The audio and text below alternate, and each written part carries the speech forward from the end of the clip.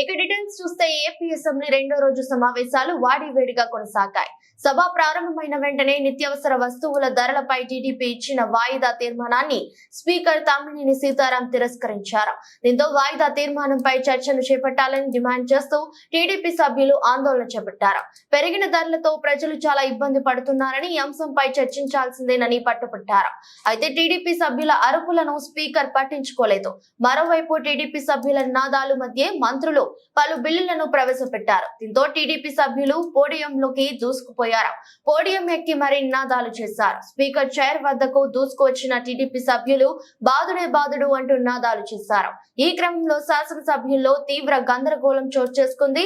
దీంతో టీడీపీ సభ్యులను అసెంబ్లీ నుంచి ఒక రోజు స్పీకర్ సస్పెండ్ చేశారు. సస్పెన్షన్ తీర్మానాన్ని స్పీకర్ చదువుతున్న సమయంలో స్పీకర్ పోడియంలో టీడీపీ సభ్యులు ఇళ్లలు వేశారు. టీడీపీ ఎమ్మెల్యేలు సభ నుంచి బయటకు వెళ్లాలని స్పీకర్ ఆదేశించినప్పటికీ వారు అక్కడి నుంచి కదలలేదు. దీంతో మార్షల్ వచ్చి వారిని బలవంతంగా బయటకు తీసుకెళ్లారు.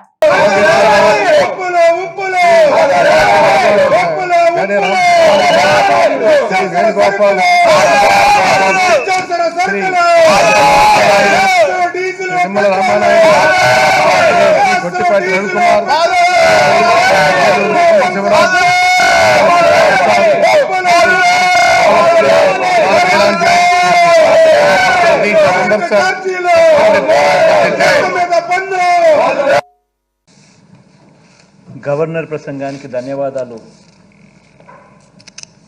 తెలిపే ఈ చర్చా కార్యక్రమంలో పాల్గొంటూ అధ్యక్ష కొన్ని విషయాలు ఈ సభ ద్వారా ప్రజలందరికీ కూడా ఈ సందర్భంగా చెప్పాలనుకుంటా ఉన్నా అధ్యక్ష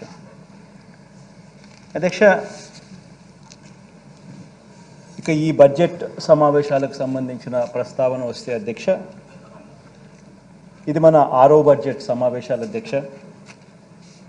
ఈ సమావేశంలో మనం ప్రవేశపెట్టేది కేవలం ఓట్ ఆన్ అకౌంట్ బడ్జెట్ మాత్రమే ప్రవేశపెడతా ఉన్నాం. సాంప్రదాయాలకు గౌరవం ఇస్తూ తాత్కాలికంగా మరో 3 నెలల పాటు అంటే ఏప్రిల్, మే, జూన్ మాసాలకు సంబంధించిన బడ్జెట్కు ఆమోదం తెలిపే విధంగా అడుగులు ముందుకు వేస్తూ ఉన్నాం అధ్యక్ష. ఇక ఇదే బడ్జెట్కు మరింత మెరుగులు దిద్ది మళ్ళీ కొలువు తీరబోయే మనందరి ప్రభుత్వం 2024 జూన్లో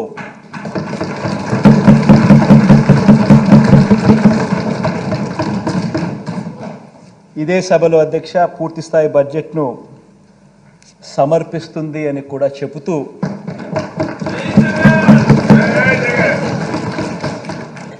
గవర్నర్ ప్రసంగానికి ధన్యవాదాలు తెలిపే తీర్మానం మీద ఇక ఆ చర్చలోకి వెళ్తా ఉన్నాం అధ్యక్ష. ఈ చర్చలో అధ్యక్ష 5 ప్రజా బడ్జెట్లు ప్రవేశపెట్టిన ప్రభుత్వం మీద అధ్యక్ష ప్రతిపక్షం వేస్తా ఉన్న నిందలు, ఆ నిందలకు సంబంధించి వాస్తవాలు ఏమిటి అన్నది ఆ నిందలకు జవాబు చెబుతూ వాటికి సంబంధించిన నిందలవి ఏ రకంగా నిందలు అని చెప్పి తెలియజెప్పే కార్యక్రమంలో భాగంగా ఈ సభ ద్వారా రాష్ట్ర ప్రజలందరికీ కూడా కొన్ని విషయాలు చెప్పదలుచుకున్నాం అధ్యక్ష. ముందుగా అధ్యక్ష రాష్ట్ర ఆర్థిక వ్యవస్థకు సంబంధించి 5 సంవత్సరాలలో అధ్యక్ష మనం ఎదుర్కొన్న సవాళ్ళను ఒకసారి గమనిస్తే అధ్యక్ష, ఎందుకనంటే అధ్యక్ష మనం అధికారంలోకి వచ్చే టయానికల్లా ఒక జటిలమైన పరిస్థితుల మధ్య అధికారంలోకి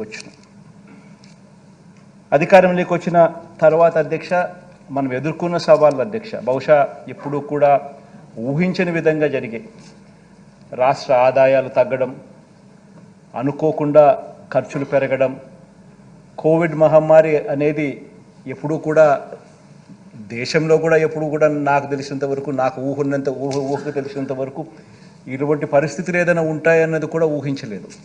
మామూలుగా రాష్ట్ర ఆదాయాలు ఎప్పుడూ కూడా ఈ సంవత్సరం రాష్ట్ర ఆదాయం ఎంత ఉంటే మరుసటి సంవత్సరం వచ్చేసరికి ఆ రాష్ట్ర ఆదాయం ఒక 10%, 15% పెరిగే పరిస్థితులే ఉంటాయి తప్ప ఎప్పుడూ కూడా రాష్ట్ర ఆదాయం ఇట్లా ఇంతుంటే నెక్స్ట్ సంవత్సరంకి వచ్చేసరికి రివర్స్ తగ్గడము అన్నది ఎప్పుడూ కూడా చూడలేదు అధ్యక్ష.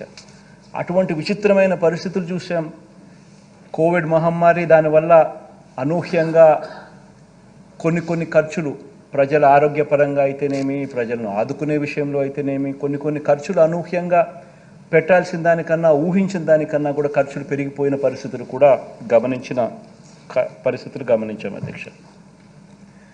అదేవిధంగా అధ్యక్ష గమనించినట్లయితే అధ్యక్ష, ఈ 5 సంవత్సరాలలో ఇంకా అనూహ్యమైన పరిస్థితులు ఏం చూసామనంటే అధ్యక్ష, కేంద్ర ప్రభుత్వం రాష్ట్రానికి ఇచ్చే పన్నుల వాటా, అంటే డెవల్యూషన్స్ అంటాం, అంటే రాష్ట్రానికి హక్కుగా కేంద్రం వాళ్ళు కలెక్ట్ చేసిన ట్యాక్సుల గుండా రాష్ట్రానికి రావాల్సిన వాటా, ఈ రాష్ట్రానికి సంబంధించి ఈ కేంద్ర ప్రభుత్వం రాష్ట్రానికి ఇచ్చే ఈ పన్నుల వాటా, అంటే ఈ డెవల్యూషన్స్ కూడా అధ్యక్ష మన 5 సంవత్సరాలు, ఈ 5 సంవత్సరాల పీరియడ్ కనుక గమనించినట్టయితే అధ్యక్ష, ఆ డెవల్యూషన్స్ కూడా తగ్గాయి.